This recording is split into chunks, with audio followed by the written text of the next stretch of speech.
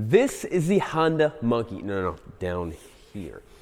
This is the Honda Monkey. And no, this is not the one that you're familiar with. This is the one that we never got in America. It's also one of the coolest bikes of all time, and I'm gonna tell you guys why everyone needs one of these bikes.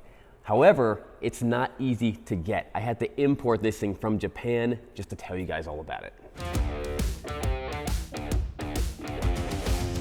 For you to really understand the Monkey, you have to go back a couple years. You have to go back to 1961, when Honda decided that they were gonna build a motorsports amusement park called Motorsports Land. Kind of like Pastrana Land, but with less blood, hopefully less blood. And it's a place where families can go together, have fun, learn how to ride motorized vehicles, get trained in stuff, and just all around just have a lot of fun, which I really think is a great idea, and I'd love to see something like that in America. So for Motorsports Land, they made these things that they called Z100s. I'm not sure why they called them Z100s, because they were powered by a 50cc Super Cub motor, and they ran little tiny 5-inch tires, but kids and adults could ride them. But for whatever reason, they called them Z100s, and they were a huge hit. People loved them.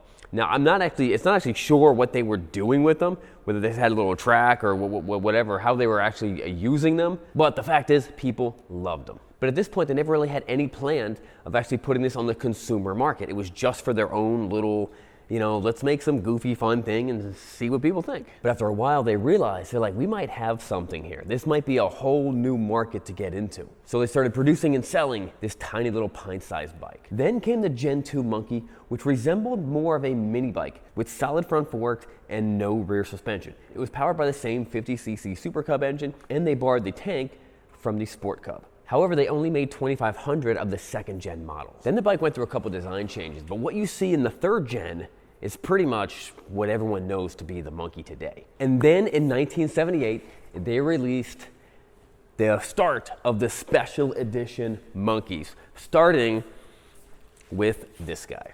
These were never released in America. An all chrome, super high quality Monkey.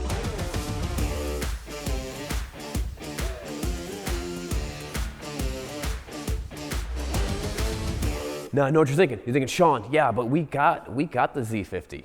We got that thing in the States. Well, no, we didn't. What we got was this.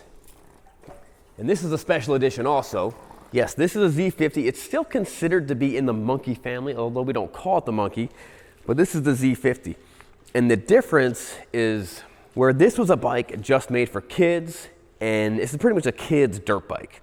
Now this is a special edition kids dirt bike. This is they only made a few of these, and this is only made in 1986, released in America. But you'll notice there's no lights.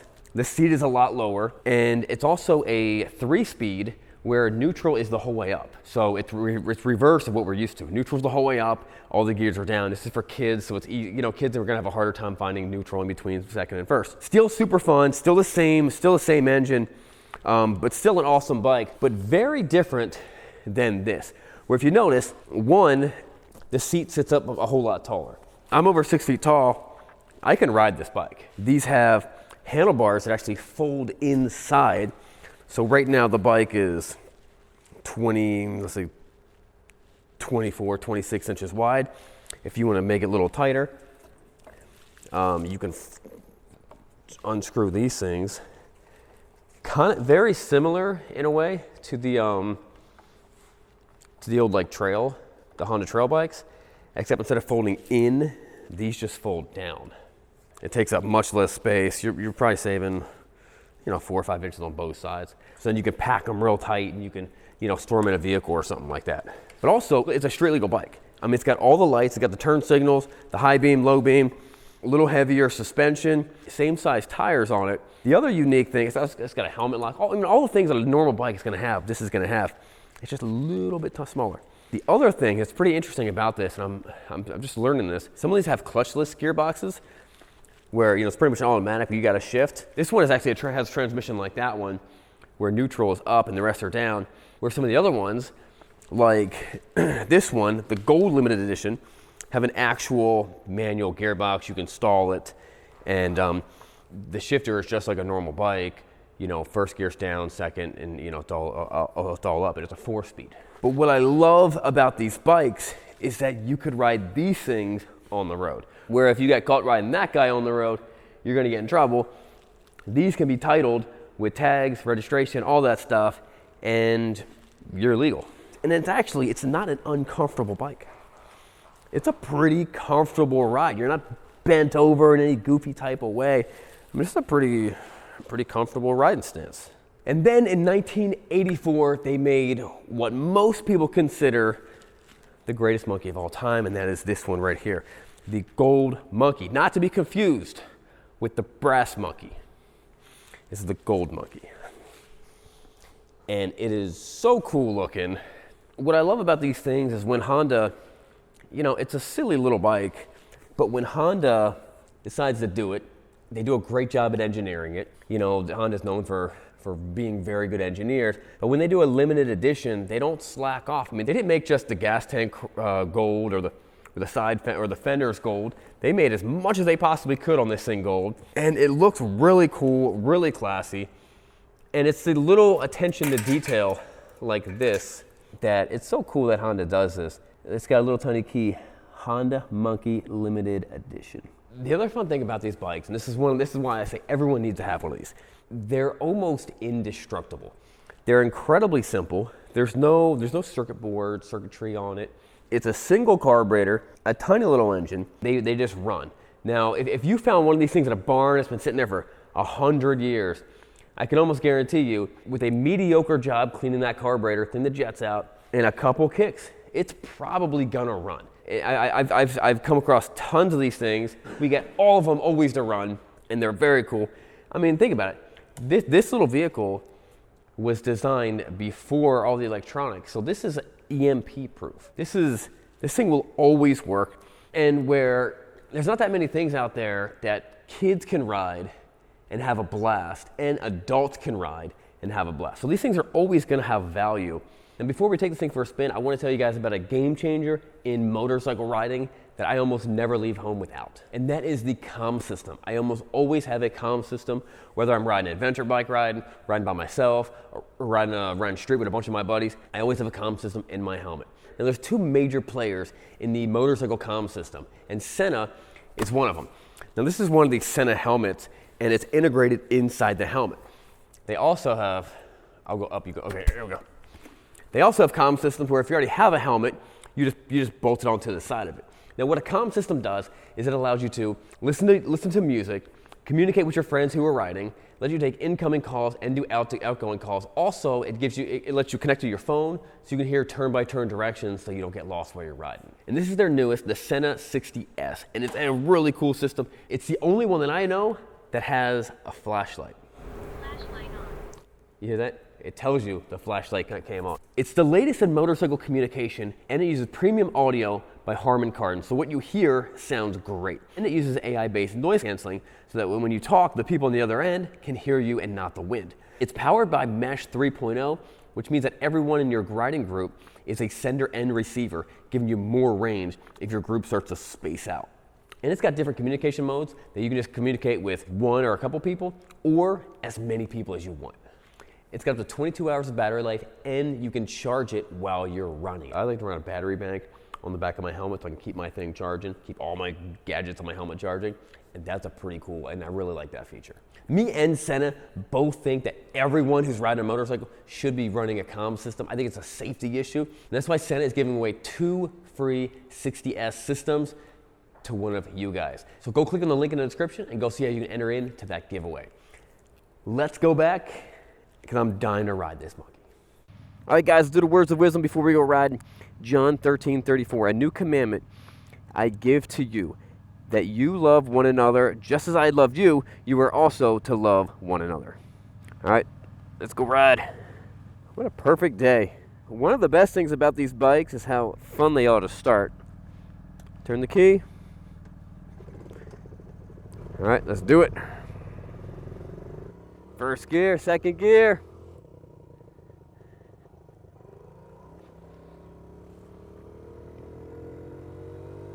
Ha-ha! Coming into that power band. First thing I ever had I was on the road with was a little 49cc Gorelli moped. and that was a single speed, although they made 2 speeds, and it would do like 25 on a flat, maybe 27. Let's go!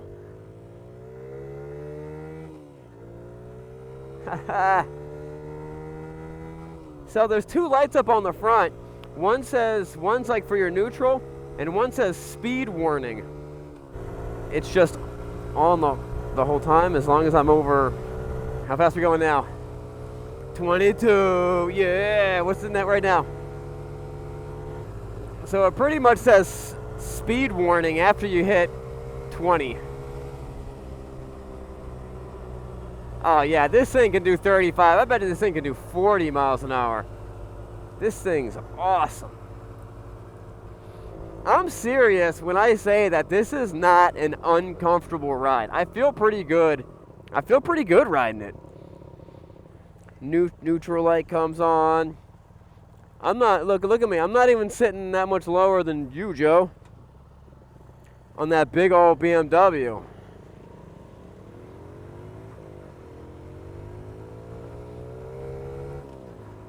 Haha. So this is, all right, so we're in 3rd gear. I think this is 4 gears. Whatever it is, I'm already in the top gear. It's so much fun. I love riding it. The looks you get from people when you're riding it are just, they're priceless. Man, this is fun. I mean, this could be your commuter. And they still make these things. They actually they just recently brought them back, I think in 2019, and they're using the Grom engine, so they're using a 125, so that would make, it would be significantly faster than this. It could probably do 55 to 60 miles an hour, and they look just like this. But there's something special about the old ones. There's something low tech. Also, these gold and chrome ones have gotten to be pretty valuable because they were never available. I've seen some of these sell for as much as $25,000 for really, really clean ones. Well, that was the chrome ones. I've actually never seen a gold one even sell in America. So maybe this one will end up at auction one of these days. Alright, so we're at 50 kilometers. That's around 35 miles an hour. We're not quite going the speed limit yet. This cap's gonna pull us over. 2 cops. How you guys doing? Did they pull behind us? Oh, you don't have mirrors either? So how do we know if they're pulling us over? Let's turn up here. We will loop around.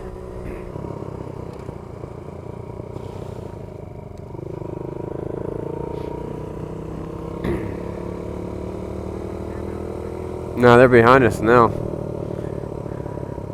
Are they behind us? No, it's just saying it's just the battery's a little bit dead. It's running good. Man, that's a cool looking bike. The big question is, why don't they make gold motorcycles now? I don't know, but they should. I wonder why the wheels aren't gold. I think that'd be kind of cool looking. All right, let's keep on rolling.